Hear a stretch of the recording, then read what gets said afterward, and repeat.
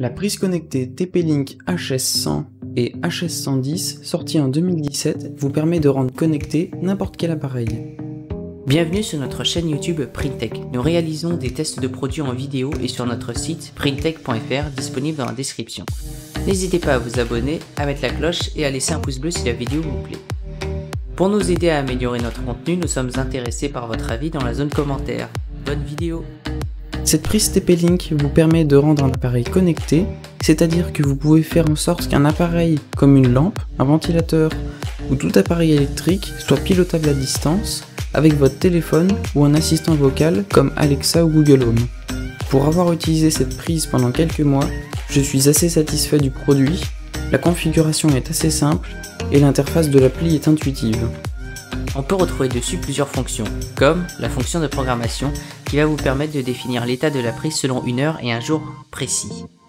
La fonction minuteur va vous laisser la possibilité de laisser la prise allumée pendant une durée précise. Vous pourrez par exemple mettre un ventilateur sur la prise et le laisser tourner une heure après avoir déclenché le minuteur. Le mode absent est un mode qui, utilisé sur une lampe, va l'allumer et l'éteindre de façon aléatoire sur la plage que vous aurez configurée. Cette fonction peut être très utile lorsque vous partez en vacances pour simuler une présence.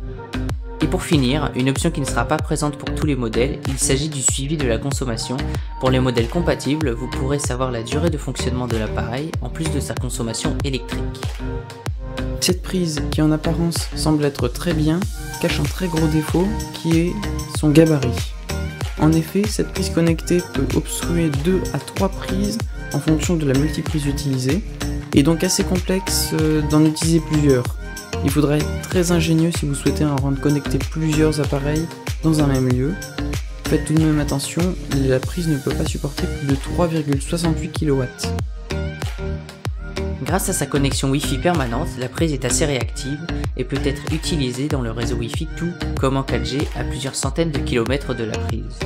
Dans le cas où aucun téléphone n'est présent à proximité, il reste possible d'utiliser le bouton physique pour faire fonctionner la prise. Cela est très pratique en cas de plantage de la box internet.